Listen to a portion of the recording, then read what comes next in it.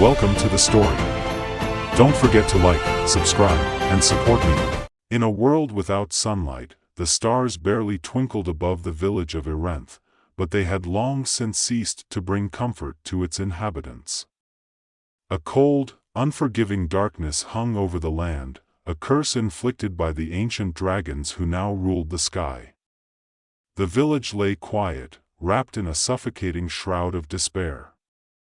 The people of Enchanted had grown accustomed to the unrelenting night, and though they eked out a meager existence, their hearts carried the weight of hopelessness. George, a simple hunter, trudged through the darkened woods, his lantern barely illuminating the ground beneath his feet. The thick trees loomed above, their branches twisted into ghostly shapes in the shadows.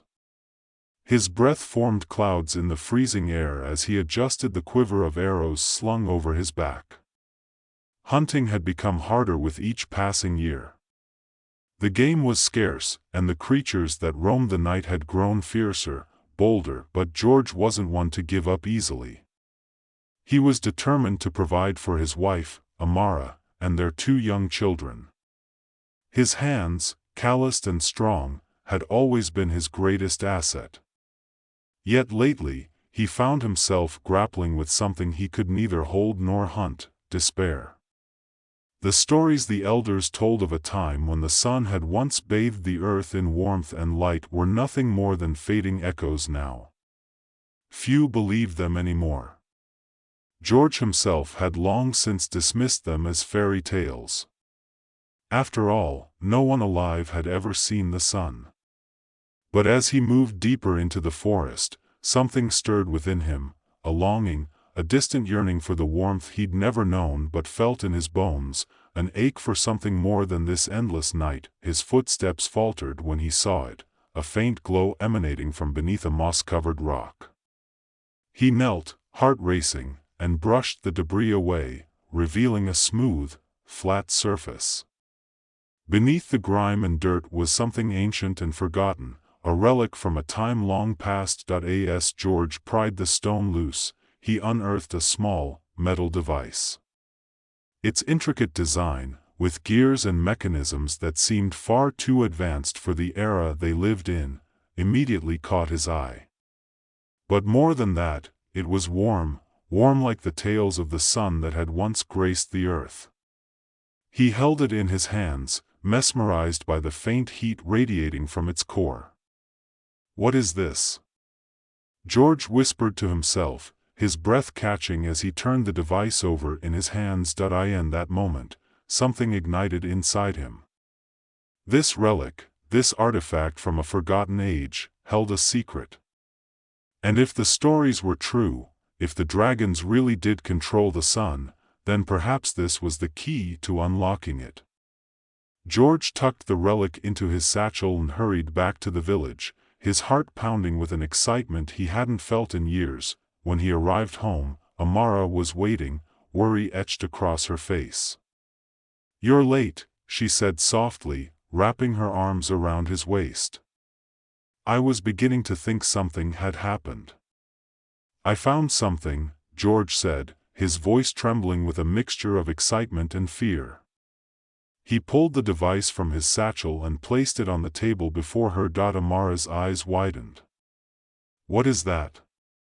"I don't know," George admitted, "but I think it has something to do with the sun." She stared at the device, her brow furrowed. "George, you're not seriously thinking." "I am," he interrupted, his voice firm. "We've lived in darkness for too long, Amara. The dragons, they took the sun from us. But maybe, just maybe, we can take it back." Her gaze flickered with doubt, but she saw the resolve in his eyes. She knew her husband well enough to understand that once he'd set his mind on something, there was no turning back. Word spread quickly through Enchanted about George's discovery. Most dismissed it as nonsense, but a small group of villagers grew curious. Among them was Elise, a skilled inventor who had long been fascinated by the lost technologies of the past. She was young, perhaps a decade younger than George, but her brilliance was well known throughout the village. "You think this thing can capture the sun?" Elise asked, studying the device closely. She had a workshop full of old gears, tools, and half-finished machines, most of which had never worked quite right, but George had always admired her ingenuity. "I don't know for sure," George admitted, "but I have to try." Elise's eyes gleamed with excitement. "Then let's get started." For weeks, they worked together, poring over old texts, experimenting with different components, and painstakingly rebuilding the ancient relic. It was a slow process, filled with setbacks and frustrations, but gradually, the device began to take shape. They named it the Sun Chaser. The Sun Chaser was a complex machine, a blend of magic and mechanical engineering that would, theoretically, be able to trap sunlight and store it. But there was one crucial element they were missing, a power source strong enough to activate it. And that could only be found in the Sky Dominion, the realm of the dragons. "We'll never get there alive," George said one evening as they sat by the fire, the finished Sun Chaser glinting in the dim light. "The dragons won't let anyone near their territory." "We'll need help," Elise replied. "There are others who feel the same way we do. People who are tired of living in darkness." And so, they sought out allies. Terran, a former soldier who had lost his family to a dragon attack, was the first to join them. His skill with a sword was unmatched, and his knowledge of combat tactics would be invaluable. Then there was Mira, a mage who had spent years studying the ancient magics that connected the sun and the dragons. Her knowledge of the arcane would be critical if they were to succeed. Together, the four of them formed a small but determined group. Their mission was clear: infiltrate the Sky Dominion, harness the power of the sun, and free humanity from the dragon's control. The journey to the Sky Dominion was treacherous. The dragons had placed powerful wards and sentinels along the borders of their territory, and the path was fraught with danger. As they traveled through dense forests, steep mountain passes, and dark, haunted valleys, the group encountered all manner of obstacles, both natural and magical. At one point, they were ambushed by a pack of skywatchers, fierce creatures that served as the dragon's eyes and ears. The battle was brutal, and George found himself fighting for his life. Terran's sword cut through the air with deadly precision, while Myra's magic crackled like lightning as she hurled spells at their enemies. Elise, though less experienced in combat, held her own, using her quick thinking and improvised gadgets to outmaneuver the Skywatchers, but it was George who delivered the final blow, his arrow piercing the heart of the Skywatcher leader. As the creature fell, a strange calm settled over the group. They had survived, barely, but the worst was yet to come. "We can't afford to be reckless," George said, wiping the sweat from his brow. "The dragons will know we're coming." "They already do," Mira replied, her eyes narrowing. "We've crossed into their domain. There's no turning back now." They pressed on, their path growing more dangerous with each step. George's doubts began to creep in. What if they failed? What if the Sun Chaser didn't work? What if they were marching toward their deaths? But each time those thoughts surfaced, he remembered the faces of his children, pale, gaunt, and weary from a life without light. He couldn't fail them. He wouldn't. The Sky Dominion loomed ahead, a towering fortress of clouds and lightning that stretched across the sky like a living storm. It was a place of unimaginable power, and within it, the Dragon King ruled over all. Getting inside was no easy task. The group had to navigate a labyrinth of traps, enchanted barriers, and dragon priests who guarded the entrance. At times, it felt as though the very air was conspiring against them, but with Myra's magic and Elise's inventions, they managed to outwit the defenses. Finally, they stood before the Dragon King's throne room. The air was thick with the scent of sulfur and magic, and the oppressive heat radiating from the Dragon King's presence made it difficult to breathe. The Dragon King was an imposing figure, his scales gleaming like molten gold, his eyes burning with ancient wisdom and cruelty. He regarded the humans before him with disdain, a low growl rumbling from deep within his chest. "You dare to challenge me?" the Dragon King hissed, his voice echoing like thunder through the chamber. "You, insignificant creatures, believe you can take what belongs to me?" George stepped forward, his heart pounding in his chest. "We're not here to ask for permission. We're here to take back what's ours." The Dragon King's laughter was like the crackle of a wildfire. "Foolish mortals.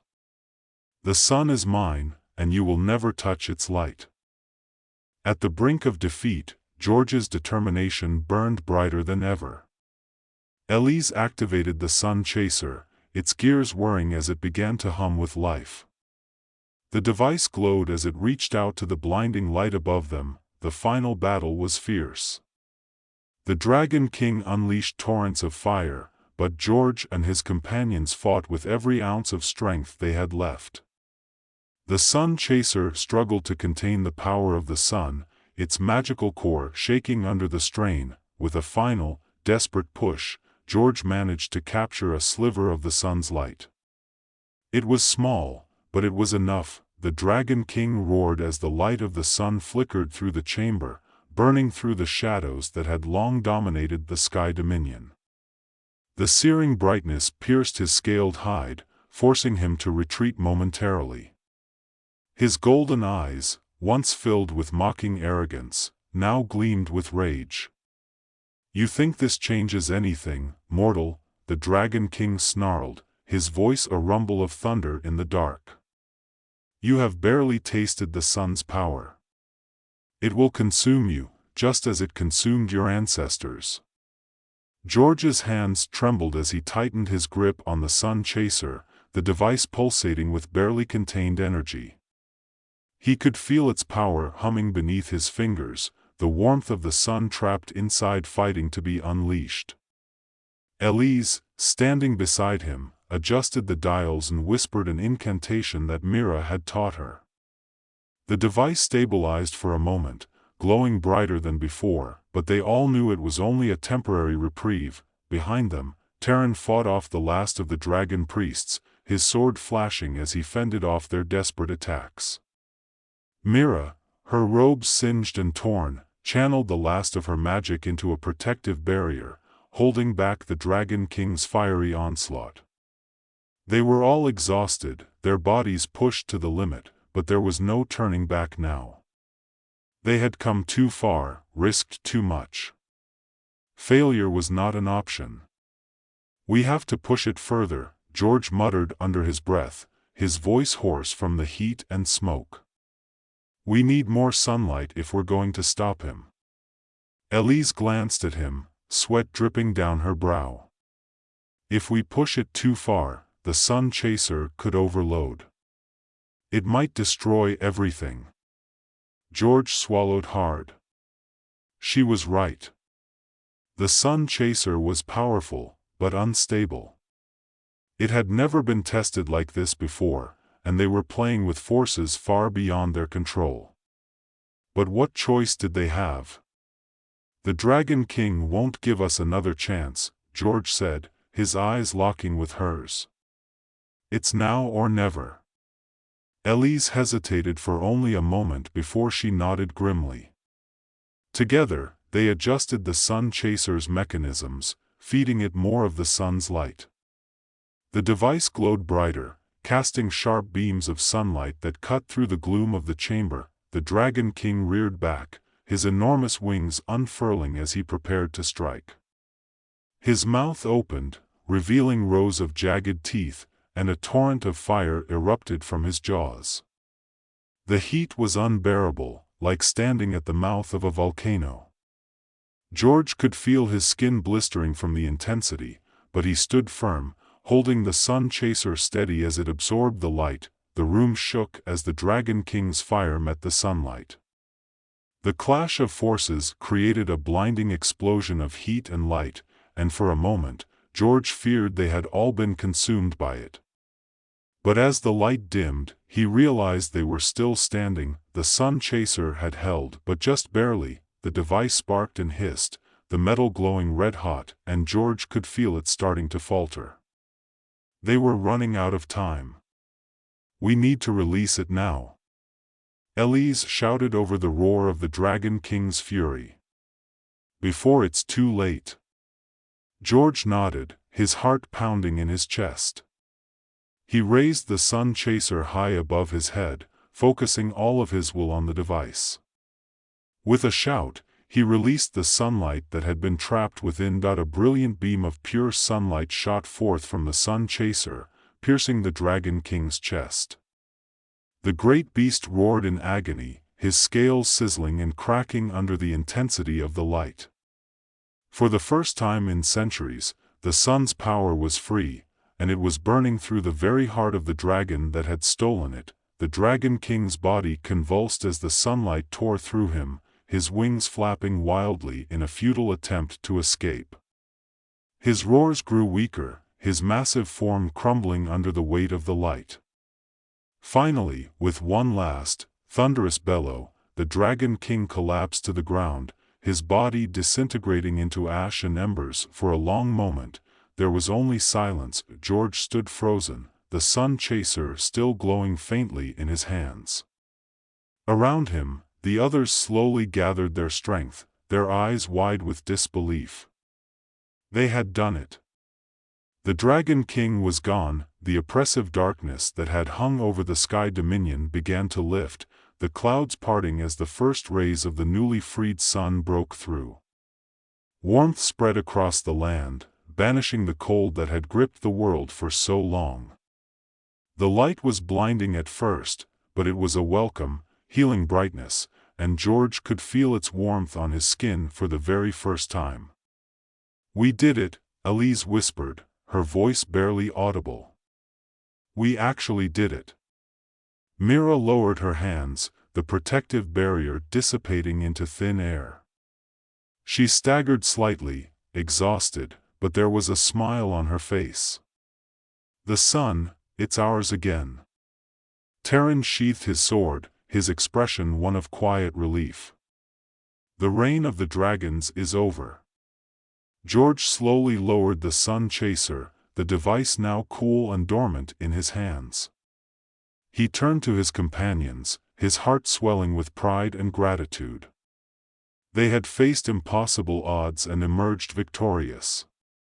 Together, they had reclaimed the light that had been stolen from them. But George knew this victory wasn't just for him or for the people of Erenth. It was for all of humanity. They had proven that even in the darkest of times, there was always hope. They had shown that no matter how powerful their oppressors, the human spirit could not be extinguished. As the group made their way back down the mountain, the sun continued to rise, casting its golden glow over the land.